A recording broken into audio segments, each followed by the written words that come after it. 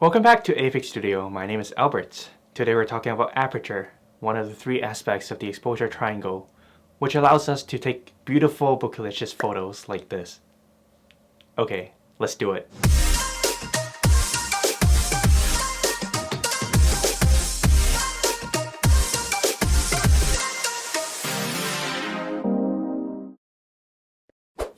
The exposure triangle is made out of ISO, shutter speed, and aperture, each contributing to the final image.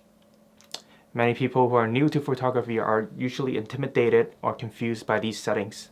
But believe me, once you understand each element of the exposure triangle, you'll be able to take a perfect photo and show off in no time. This will only be a simple introduction to the concept of aperture, so we won't touch on the mechanics or anything super conceptual. If you're interested in more in-depth knowledge, comments below and subscribe to our channel for more videos to come. Aperture is a specification that is limited by the lens we're using. If I compare the camera body to our brain, then the lens is our eyes and the aperture is our iris. The iris controls how much light we let into our eyes. In bright situations, it would contract to limit the amount of light we let in, and in darker situations, it would open up to let more light in. In like manners, the camera lens controls the amount of light that is seen by the sensor by adjusting the aperture. There's no way to talk about aperture without touching on the concept of f-stops. We've all heard people saying f2.8, f4, and f5.6, but what do they really mean? You definitely find this number on the lens. The f-stop is actually a coefficient that we're not covering in this video today. All you need to know is, the smaller the f-stop number, the larger the physical size of the opening. Conversely, the larger the f-stop number, the smaller the physical size of the opening of the aperture. By that logic, the physical size of the aperture at f2.8 is larger than at f5.6. A little bit confusing, right? That's why it's also common for photographers to refer to a large aperture lens a fast lens to avoid this confusion. We'll come back to why it's called a fast lens in the next episode. Faster lenses are usually more expensive as they require more glass and mechanical parts to build. If you know a friend with an f2.8 lens, treasure their friendship. If they have a 1.4 lens, tell them you love them. And if they have a 1.0 lens, beg them to adopt you. The main purpose of the aperture is to vary the exposure. Okay, let me give you an example. Let's put aside the functions of ISO and shutter speed and assume they're constant. If you reduce the aperture, the exposure value will drop, making the photo darker. On the other hand, if you increase the aperture, the exposure value will increase, making the photo brighter. In reality, your ISO and exposure won't be at a constant, so let's bring them back into the mix. In aperture priority mode, your camera will automatically balance the ISO and shutter speed with exposure. So what happens if you adjust the aperture then? Simply put, the amount of blur you get on the background of your photo will be affected. It's what people call depth of field or bokeh, terms you may have heard on Instagram or photography blogs. So let's dive deeper into the true meaning of depth of field. As the name suggests, depth of field hugely depends on, you guessed it, depth. A deep depth of field has a wider focus plane, whereas a shallow depth of field has a narrower focus plane. A deep depth of field has limited blur on the background.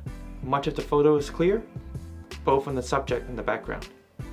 A shallow depth of field has more powerful or noticeable blurring of the background.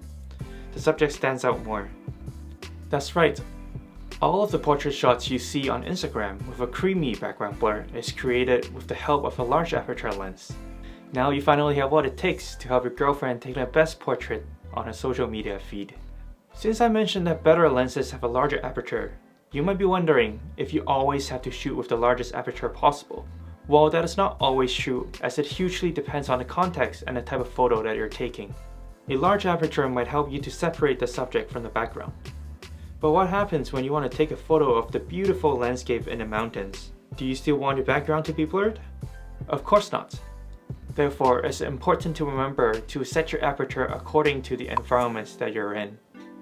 I mentioned aperture priority mode earlier, and it might sound a little bit scary at first, but it's actually a really helpful mode that most cameras are equipped with. This mode allows ISO and the shutter speed to adjust automatically with the change of aperture. The camera does all the work. How amazing is that? All we need to do is to adjust the aperture to the desired level and the camera takes over from there. The other settings on the camera will be adjusted automatically to ensure the correct exposure levels are set for you to take a good photo. Simple as that.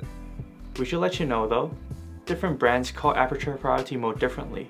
For example, Canon calls it AV mode and Sony calls it A mode.